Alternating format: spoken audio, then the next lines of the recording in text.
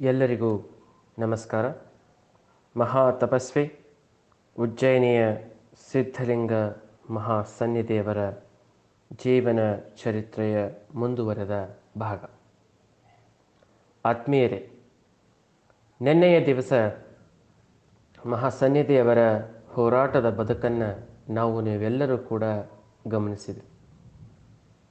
ಅದರಂತೆ ಇಂದಿನ ದಿವಸ ಮಹಾಸನ್ನಿಧಿಯವರು ಭಕ್ತರ ಪಾಲಿಗೆ ಯಾವ ರೀತಿಯಾದಂತಹ ಕಾಮಧೇನು ಆಗಿದ್ರು ಅನ್ನೋದನ್ನು ನಾವು ಈ ಭಾಗದಲ್ಲಿ ತಿಳಿಯುವ ಪ್ರಯತ್ನವನ್ನು ಮಾಡೋಣ. ಅನೇಕ ಸಮಸ್ಯೆಗಳ ನಡುವೆಯೂ ಅನೇಕ ಗೊಂದಲಗಳ ನಡುವೆಯೂ ಕೂಡ ಮಹಾಸನ್ನಿಧಿಯವರು ಉಜ್ಜಯಿನಿ ಪೀಠವನ್ನು ಮುನ್ನಡೆಸುತ್ತಾ ಉಜ್ಜಯಿನಿ ಪೀಠದ ಧಾರ್ಮಿಕ ವಲಯಕ್ಕೆ, ಸಾಮಾಜಿಕ ವಲಯಕ್ಕೆ ಯಾವುದೇ ರೀತಿಯ ಆಪತ್ತು ಧಕ್ಕೆ ಬರದಂತೆ ಕಾಪಾಡುತ್ತಾ, ರಕ್ಷಿಸುತ್ತಾ, ಪರಂಪರೆಯನ್ನು ಉಳಿಸುತ್ತಾ ಮುನ್ನಡೀತಾ ಇತ್ತು.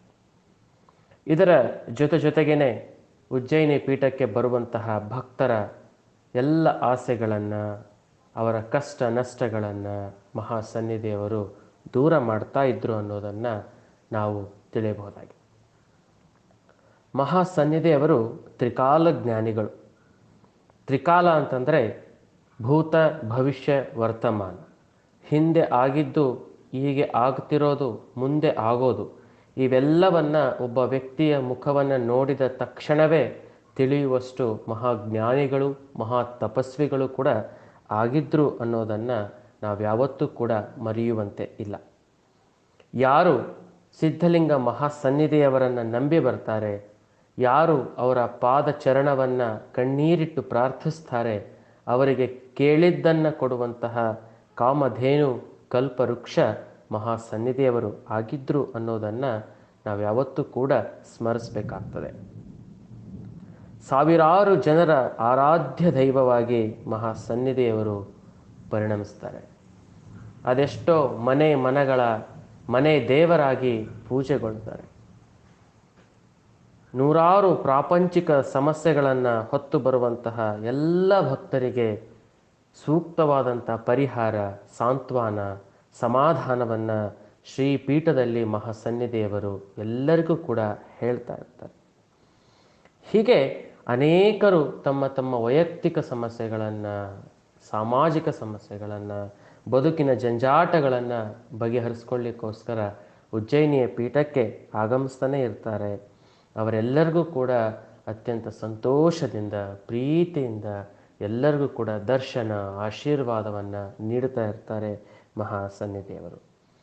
ಉಜ್ಜಯಿನಿಯ ಪೀಠಕ್ಕೆ ಬಂದು ಮಹಾಸನ್ನಿಧಿಯವರ ದರ್ಶನವನ್ನು ಪಡೆದು ಹೋದಂಥ ಭಕ್ತರ ಬಾಯಲ್ಲಿ ಬರುವ ಒಂದೇ ಒಂದು ಮಾತು ಏನಪ್ಪ ಅಂತಂದರೆ, ನಮ್ಮ ಭಾಗ್ಯದ ದೇವರು, ನಮ್ಮ ಪಾಲಿನ ದೇವರು, ನಡೆದಾಡುವ ದೇವರು, ಉಸಿರಾಡುವ ದೇವರು ಸಿದ್ಧಲಿಂಗ ಜಗದ್ಗುರುಗಳು ಅನ್ನುವಂಥ ಭಕ್ತರ ಭಾಗ್ಯದ ಬಾಗಿಲೇ ಮಹಾಸನ್ನಿಧಿಯವರು ಆಗಿದ್ರು ಅನ್ನೋದನ್ನು ಜನಜನಿತವಾದಂತಹ ಮಾತು ಆಗಿದೆ. ಹೀಗೆ ಮಹಾಸನ್ನಿಧಿಯವರು ಕಲಾಪ್ರೇಮಿಗಳಾಗಿದ್ದರು. ಕಲೆಯನ್ನು, ಸಾಹಿತ್ಯವನ್ನು, ಸಂಸ್ಕೃತಿಯನ್ನು ಆರಾಧಿಸ್ತಾ ಇದ್ದರು, ಪೂಜಿಸ್ತಾ ಇದ್ದರು ಮತ್ತು ಪ್ರೋತ್ಸಾಹಿಸ್ತಾ ಇದ್ದರು. ಸ್ವತಃ ಅದ್ಭುತ ವೀಣಾ ವಾದಕರೂ ಕೂಡ ಆಗಿದ್ದರು. ಸಂಗೀತದ ಅನೇಕ ರಾಗಗಳನ್ನು, ಅನೇಕ ಕ್ಲಿಷ್ಟಕರವಾದಂತಹ ಸಂಯೋಜನೆಗಳನ್ನು ನುಡಿಸ್ತಾ ಇದ್ದರು ವೀಣೆಯಲ್ಲಿ ಅನ್ನೋದನ್ನು ನಾವು ಪುರಾಣಗಳ ಮೂಲಕ ತಿಳಿಬಹುದಾಗಿದೆ.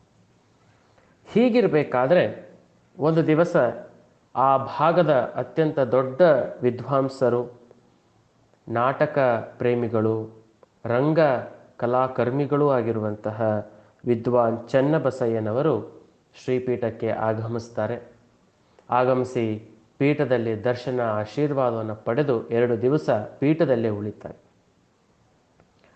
ಮುಂಜಾನೆ ಎದ್ದು ಮಹಾಸನ್ನಿಧಿಯವರ ಜೊತೆಗೆ ಚನ್ನಬಸಯ್ಯನವರು ವಾಯು ವಿಹಾರಕ್ಕಂತೇಳಿ ಹೊರಗಡೆ ಹೊರಟಾಗ ಮಹಾಸನ್ನಿಧಿಯವರು ಇದ್ದಕ್ಕಿದ್ದ ಹಾಗೆ ಒಂದು ಸಸ್ಯವನ್ನು ತೋರಿಸಿ, ಒಂದು ಗಿಡವನ್ನು ತೋರಿಸಿ, ನೋಡಿ ಚನ್ನಬಸಯ್ಯನವರೇ, ಆ ಗಿಡ ಬಹಳ ಅಪರೂಪವಾದದ್ದು, ಅದನ್ನು ಬಹಳ ಸೂಕ್ಷ್ಮವಾಗಿ ಬೇರು ಸಮೇತ ಕಿತ್ತು ತೆಗೆದುಕೊಂಡು ಬನ್ನಿ ಅಂತ ಹೇಳಿ ಅಲ್ಲೇ ಮುಂದೆ ಸ್ವಲ್ಪ ದೂರ ನಡೆದು ಒಂದು ಬಂಡೆಗಲ್ಲಿನ ಮೇಲೆ ಧ್ಯಾನಕ್ಕೆ ಕುಳಿತಾರೆ. ಸರಿ, ಚನ್ನಬಸಯ್ಯನವರು ಮಹಾಸನ್ನಿಧಿಯವರ ಆಜ್ಞೆಯಂತೆ ಅತ್ಯಂತ ಸೂಕ್ಷ್ಮವಾಗಿ ನಿಧಾನವಾಗಿ ಆ ಗಿಡದ ಬೇರು ಸಹಿತ ಕಿತ್ತು ಮಹಾಸನ್ನಿಧಿಯವರ ಬಳಿಗೆ ಬರ್ತಾರೆ. ಸನ್ನಿಧಿಯವರು ಆ ಬೇರನ್ನು, ಕಾಂಡವನ್ನು ಹಿಡಿದು ತಮ್ಮ ಎದೆಗೆ ಮತ್ತು ಹಣೆಗೆ ಮುಟ್ಟಿಸಿ ಅದಕ್ಕೆ ಮಂತ್ರ ಸಂಸ್ಕಾರವನ್ನು ನೀಡಿ ಅದನ್ನು ಚನ್ನಬಸಯ್ಯನವರಿಗೆ ಕೊಡ್ತಾರೆ. ಚನ್ನಬಸಯ್ಯನವರೇ, ಇದು ನಿಮ್ಮ ಬಳಿ ಯಾವಾಗಲೂ ಇರಲಿ, ಮುಂದೆ ಒಂದು ದಿವಸ ಇದು ನಿಮಗೆ ಸಹಾಯ ಮಾಡುತ್ತೆ. ಇದು ಸರ್ಪಗಂಧಿ ಅನ್ನುವಂಥ ಹೆಸರಿನ ಒಂದು ಸಸ್ಯ. ಎಂತಹ ವಿಷ ಹಾವು ಕಡಿದ್ರೂ ಕೂಡ ಇದನ್ನು ತೇದು ಕುಡಿಸಿದರೆ, ಇದನ್ನು ತೇದು ಹಾವು ಕಡಿದ ಜಾಗಕ್ಕೆ ಹಚ್ಚಿದರೆ ತಕ್ಷಣದಲ್ಲಿ ವಿಷ ಇಳಿಯುತ್ತೆ, ಇದು ನಿಮ್ಮ ಬಳಿಗೆ ಇರಲಿ ಅಂತ ಹೇಳಿ ಅವರಿಗೆ ಕೊಡ್ತಾರೆ. ಚನ್ನಬಸಯ್ಯನವರು ಯಾಕೆ ನನಗೆ ಇದನ್ನು ಕೊಟ್ಟರು ಅಂತ ಗೊತ್ತಾಗಲ್ಲ, ಆದರೆ ಮಹಾಸನ್ನಿಧಿಯವರು ಕೊಟ್ಟಿದ್ದಾರೆ ಅಂತಂದರೆ ಅದಕ್ಕೇನೋ ಒಂದು ಅರ್ಥ ಇರುತ್ತೆ ಅಂತ ಹೇಳಿ ಅದನ್ನು ಜೋಪಾನ ಮಾಡಿ ತಮ್ಮ ಪೆಟ್ಟಿಗೆಯಲ್ಲಿ ಇಟ್ಟಿರ್ತಾರೆ. 3 ದಿವಸಗಳ ನಂತರ ಚನ್ನಬಸಯ್ಯನವರು ಮಹಾಸನ್ನಿಧಿಯವರಿಗೆ ನಮಸ್ಕಾರ ಮಾಡಿ ಉಜ್ಜಯಿನಿ ಪೀಠದಿಂದ ರಾಯಚೂರಿಗೆ ಹೊರಡುತ್ತಾರೆ. ರಾಯಚೂರಿನಲ್ಲಿ ಒಂದು ನಾಟಕ ಪ್ರದರ್ಶನ ಇರ್ತದೆ. ರಾತ್ರಿಯ ಹೊತ್ತು ನಾಟಕದ ತಾಲೀಮು ನಡೀತಾ ಇರ್ತದೆ. ಹೀಗಿರಬೇಕಾದ್ರೆ ಇದ್ದಕ್ಕಿದ್ದ ಹಾಗೆ ರಾಯಚೂರಿನಲ್ಲಿರುವಂತಹ ಚನ್ನಬಸಯ್ಯನವರಿಗೆ ರಾತ್ರಿಯ ಹೊತ್ತಿನಲ್ಲಿ ಘನಘೋರ ಘಟಸರ್ಪ ಒಂದು ಕಾಲಿಗೆ ಕಚ್ಚಿಬಿಡ್ತದೆ. ಕಚ್ಚಿಬಿಟ್ಟಾಗ ಎಲ್ಲ ಶಿಷ್ಯಂದರು ಕೂಡ ಗಾಬರಿ ಆಗ್ತಾರೆ. ಊರಿನ ಜನರೆಲ್ಲ ಕೂಡ ಚನ್ನಬಸಯ್ಯನವರಿಗೆ ಆರೈಕೆ ಮಾಡ್ತಾರೆ. ನಾಟಿ ಔಷಧಿ, ಆಯುರ್ವೇದಿಕ್ ಎಲ್ಲವೂ ಕೂಡ ಆಗತ್ತೆ, ಆದರೆ ಯಾವುದಿಂದಲೂ ಕೂಡ ವಿಷ ಇಳಿಯೋದಿಲ್ಲ. ಆಗ ತಕ್ಷಣ ನೆನಪಾಗತ್ತೆ ಅವರಿಗೆ, ಸುಮಾರು 1 ವಾರದ ಹಿಂದೆ ಚನ್ನಬಸಯ್ಯನವರಿಗೆ ಮಹಾಸನ್ನಿಧಿಯವರು ನೀಡಿದಂತಹ ಒಂದು ಬೇರು ಅವರ ಪೆಟ್ಟಿಗೆಯಲ್ಲಿರುತ್ತೆ.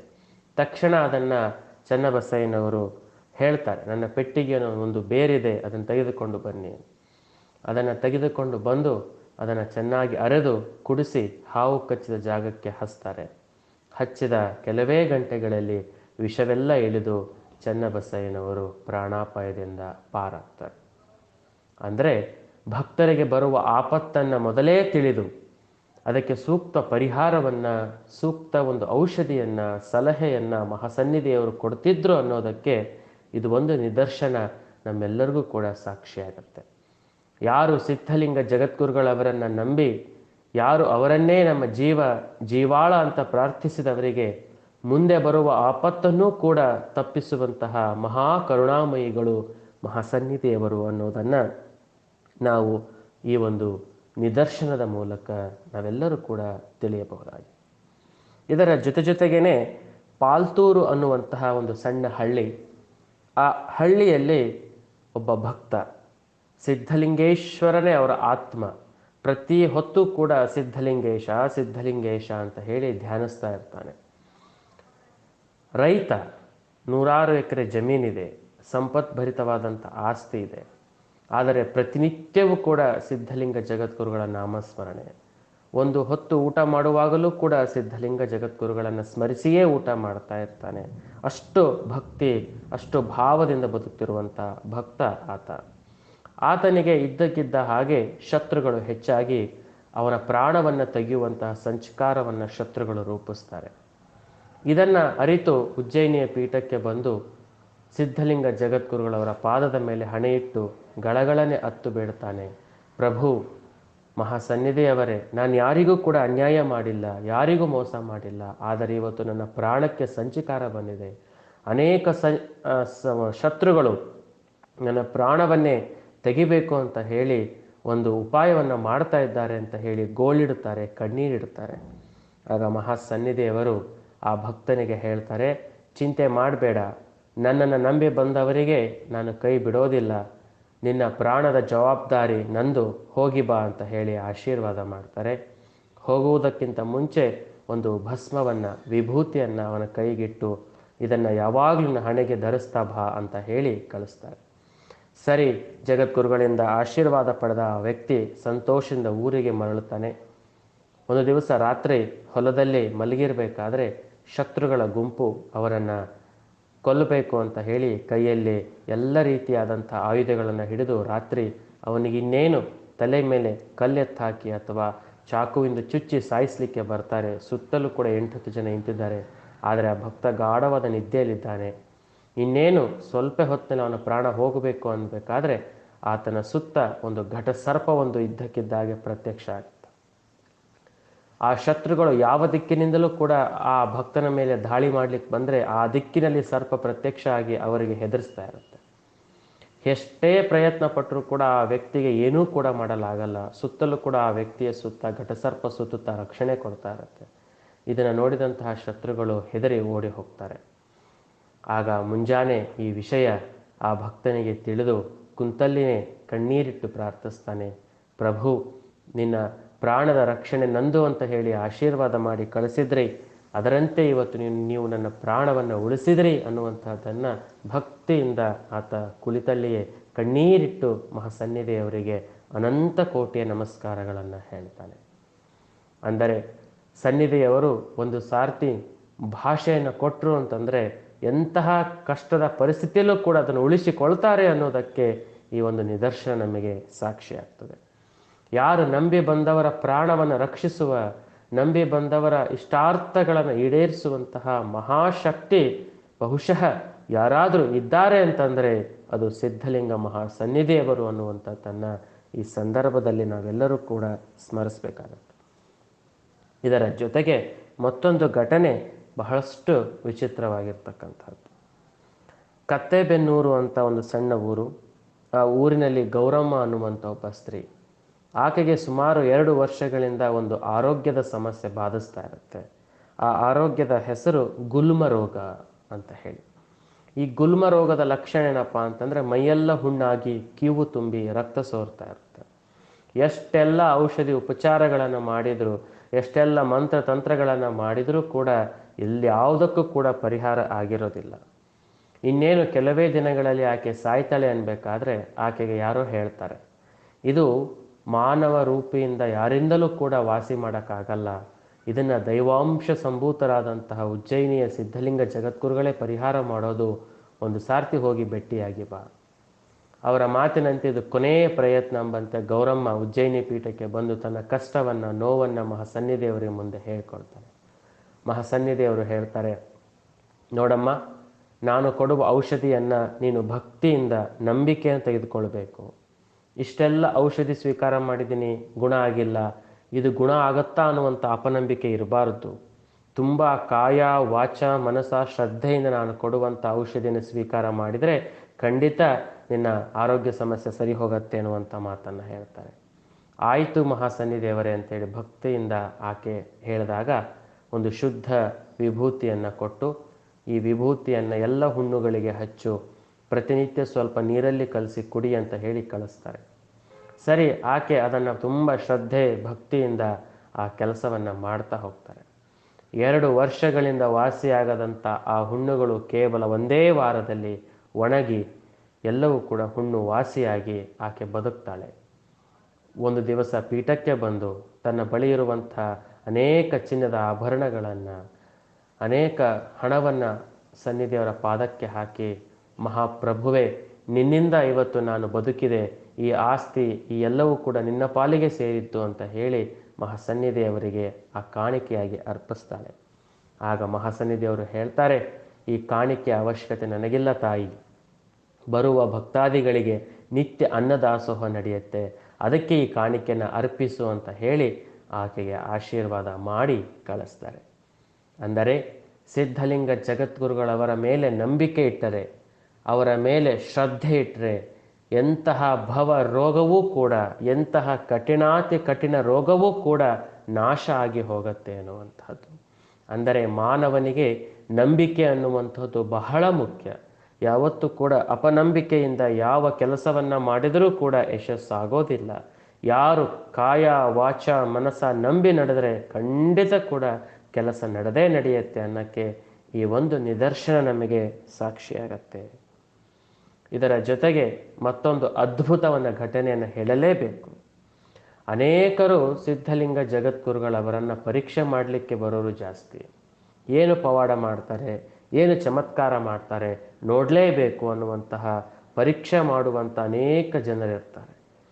ಹಾಗೆ ಸಿದ್ಧಲಿಂಗ ಜಗದ್ಗುರುಗಳವರನ್ನು ಪರೀಕ್ಷೆ ಮಾಡಬೇಕು ಅಂತ ಹೇಳಿ ಹಸಗೋಡು ಅನ್ನುವಂತಹ ಗ್ರಾಮದ ರುದ್ರಮುನಿ ದೇವರು, ರುದ್ರಮುನಿ ಶಿವಾಚಾರ್ಯ ಮಹಾಸ್ವಾಮಿಗಳು ಪೀಠಕ್ಕೆ ಆಗಮಿಸ್ತಾರೆ.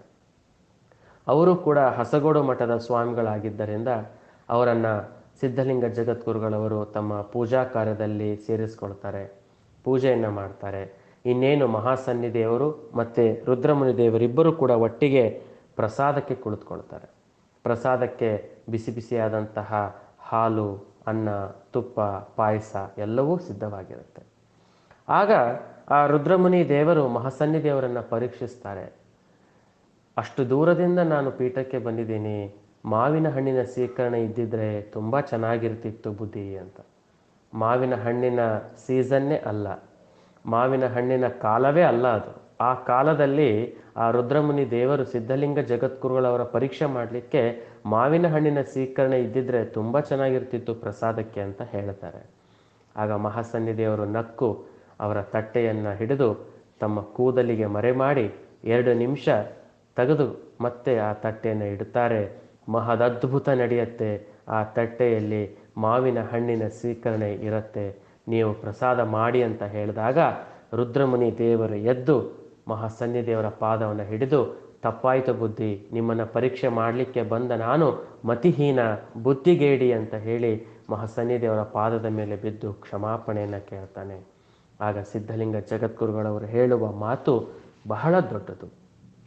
ನೀವು ಪರೀಕ್ಷೆ ಮಾಡಿಲ್ಲ, ಮಾಡಿಸಿದ್ದು ಮರುಳಸಿದ್ದೇಶ, ಕೊಟ್ಟಿದ್ದು ನಾನಲ್ಲ, ಕೊಟ್ಟಿದ್ದು ಮರುಳಸಿದ್ದೇಶ, ನೆಮ್ಮದಿಯಾಗಿ ಪ್ರಸಾದ ಮಾಡಿ ಅಂತ ಹೇಳಿ ಸಿದ್ಧಲಿಂಗ ಜಗದ್ಗುರುಗಳವರು ಆಶೀರ್ವಾದವನ್ನು ಮಾಡ್ತಾರೆ. ಈ ಎಲ್ಲ ದೃಷ್ಟಾಂತಗಳನ್ನು ನೋಡಿದಾಗ ನಮಗೆ ತಿಳಿಯುವಂತಹ ಒಂದೇ ಒಂದು ಅಂಶ ಏನಪ್ಪ ಅಂತಂದರೆ, ನಂಬಿ ಬಂದವರ ಪಾಲಿಗೆ, ನಂಬಿ ನಡೆದವರ ಪಾಲಿಗೆ ಬೇಕಾದ್ದನ್ನೇ ಕೊಡುವಂತಹ ಅಪ್ರತಿಮ ಭಂಡಾರದ ನಿಧಿ ಸಿದ್ಧಲಿಂಗ ಜಗದ್ಗುರುಗಳವರು. ಸಿದ್ಧಲಿಂಗ ಜಗದ್ಗುರುಗಳವರ ಬಳಿ ಯಾವುದೇ ರೀತಿಯಾದಂಥ ಅಹಂಕಾರ, ಸ್ವಾರ್ಥ, ಈರ್ಷೆ, ಅಸೂಹೆ ಇಟ್ಟುಕೊಂಡು ಬಂದರೆ ಕೆಲಸ ಆಗ್ತಾ ಇರಲ್ಲ. ಭಕ್ತಿ, ನಂಬಿಕೆ, ಪ್ರೀತಿ, ಶ್ರದ್ಧೆ, ವಿಶ್ವಾಸ ಅನ್ನುವಂಥದ್ದನ್ನು ಇಟ್ಟುಕೊಂಡು ಬಂದರೆ ಖಂಡಿತವಾಗಿಯೂ ಕೂಡ ನಾವು ಅಂದುಕೊಂಡಂಥ ಕೆಲಸ 100ಕ್ಕೆ 100% ಆಗೇ ಆಗತ್ತೆ. ಬಹಳ ಮುಖ್ಯ, ಸಿದ್ಧಲಿಂಗ ಜಗದ್ಗುರುಗಳವರ ಬಳಿ ಅನುಮಾನದಿಂದ ಯಾವತ್ತೂ ಕೂಡ ಬರಬಾರದು, ನಂಬಿಕೆಯಿಂದ ಬರಬೇಕು. ನಂಬಿ ನಡೆದವನಿಗೆ ಏನು ಬೇಕಾದ್ದನ್ನು ಕೂಡ ಕೊಡುವಂಥ ಶಕ್ತಿ ಸಿದ್ಧಲಿಂಗ ಜಗದ್ಗುರುಗಳು ಅನ್ನುವಂಥದ್ದನ್ನು ನಾವು ಈ ಭಾಗದಲ್ಲಿ ನೋಡಿದ್ದೀವಿ ಕೂಡ. ಹಾಗಾಗಿ ಮುಂದಿನ ಭಾಗದಲ್ಲಿ ಮತ್ತಷ್ಟು ಅನೇಕ ವಿಚಾರಗಳನ್ನು, ಮತ್ತಷ್ಟು ಅನೇಕ ಅದ್ಭುತಗಳನ್ನು ನಾವು ನೀವೆಲ್ಲರೂ ಕೂಡ ತಿಳಿಯೋಣ ಅನ್ನುವಂಥದ್ದನ್ನು ಹೇಳ್ತಾ, ಪರಮ ದಯಾಳು ಪಾರ್ವತಿ ಪರಮೇಶ್ವರರು, ದಯಾಘನ ಸಿದ್ಧಲಿಂಗ ಮಹಾಸನ್ನಿದೇವರು ಎಲ್ಲರಿಗೂ ಸನ್ಮಂಗಲವನ್ನು ಉಂಟು ಮಾಡಲಿ, ಎಲ್ಲರಿಗೂ ಒಳ್ಳೆಯದಾಗಲಿ. ಶಿವಂ ಭೂಯಾತ್.